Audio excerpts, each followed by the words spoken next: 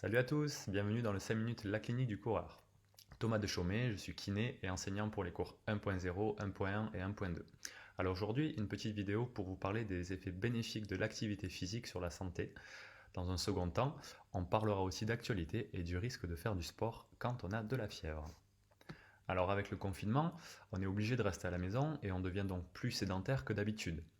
Bon, c'était pas forcément le cas de tout le monde au début du confinement, mais en temps normal, déjà, on passe la grande majorité de notre journée en position assise. Selon les études, c'est 8 heures en moyenne. Alors ça, c'est une infographie que vous retrouvez dans le livre de Blaise, La santé par la course à pied. Alors que ce soit dans la voiture, au travail, devant un bureau, à la maison devant l'ordinateur ou sur le canapé ou quand vous mangez, on voit que le temps inactif en orange est largement supérieur dans votre journée au temps actif en vert. Alors avec le confinement, difficile de dire qu'on est plus actif que d'habitude.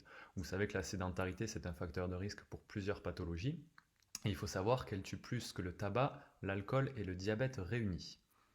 Alors le manque d'activité physique, on voit que c'est responsable de plus de 3 millions de décès chaque année dans le monde.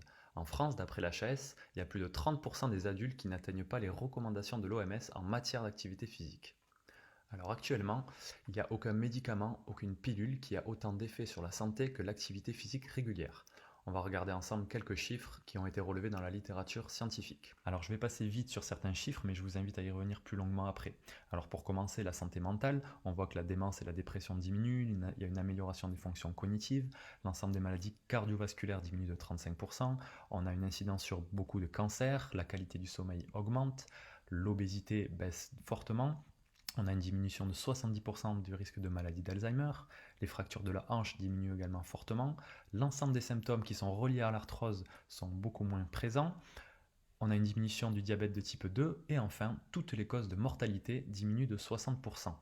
Alors vous comprenez l'importance de faire de l'activité physique régulière, mais même si vous faites un petit peu de marche, de course, de home trainer, de crossfit ou autre activité pendant le confinement, comparez cette dose d'activité de confiné avec ce que vous avez l'habitude de faire au quotidien.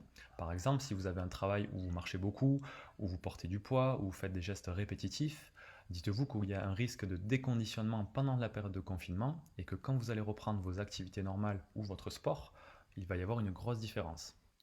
Alors on a parlé des bienfaits, maintenant on va aborder l'impact de l'activité physique sur le système immunitaire. Et puis on parlera ensuite du risque de faire de l'activité quand on a de la fièvre. Alors pendant l'exercice, l'organisme subit beaucoup de transformations physiologiques, y compris dans le système immunitaire. Donc on va avoir un impact sur la réponse quantitative et un impact sur la réponse qualitative du système immunitaire. Donc les transformations quantitatives, qu'est-ce que c'est? On a une diminution des lymphocytes et le rapport entre les lymphocytes CD4 et CD8 qui luttent contre les infections diminue. L'exercice physique de courte durée diminue aussi la concentration salivaire d'immunoglobuline A qui peut même descendre sous les valeurs de base avec l'exercice de longue durée et de haute intensité. Plus simplement, la quantité et la concentration des cellules immunitaires qui nous défendent diminuent. Alors ça, c'était pour les transformations quantitatives. Maintenant, on va voir quelles transformations fonctionnelles impactent le système immunitaire. Donc on retrouve une diminution du chimiotactisme des cellules neutrophiles, c'est leur mobilité pour faire simple, et de la phagocytose quand on s'entraîne à haute intensité. L'activité des cellules NK, Natural Killer, augmente avec l'exercice et redevient normale pendant la récupération. En résumé, ces modifications liées à l'activité physique, elles provoquent une courte période de fragilité et d'immunosuppression après un exercice intense qu'on appelle créneau immunologique. Pendant cette période, l'athlète aura du mal à se défendre contre les infections. Donc on a parlé du sédentaire au début, des bienfaits de l'activité physique et des conséquences de l'activité physique surtout à haute intensité sur le système immunitaire. Alors cette courbe en forme de J, elle résume plusieurs études et nous montre le rapport entre l'intensité de l'exercice et le risque de développer une infection. On voit qu'un sédentaire qui ne fait aucune activité a un risque moyen de développer une infection. Celui qui fait une activité physique d'intensité modérée, comme on le recommande en ce moment, diminue ce risque.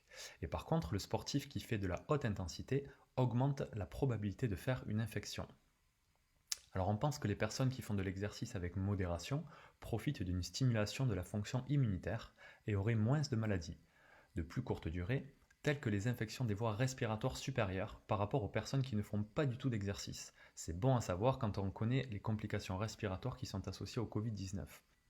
Par contre, les athlètes qui s'entraînent de manière intensive seraient plus vulnérables à ce type d'infection.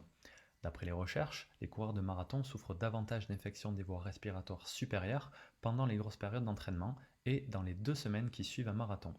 Alors ce phénomène, il peut être causé en partie par les effets sur le système immunitaire dont je vous ai parlé tout à l'heure, mais il peut également être relié à d'autres facteurs comme le stress psychologique, un temps de récupération insuffisant et la fatigue tout simplement. Alors pour terminer, je vais vous expliquer pourquoi il ne faut pas faire d'activité en ayant de la fièvre.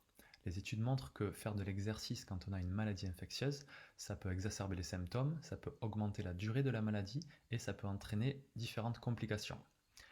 Alors en fait, les infections qui provoquent de la fièvre, elles empêchent l'organisme de réguler la température corporelle et augmentent la perspiration insensible. C'est tous les échanges respiratoires qui se font par les alvéoles pulmonaires et par évaporation à travers la peau sans sudation apparente.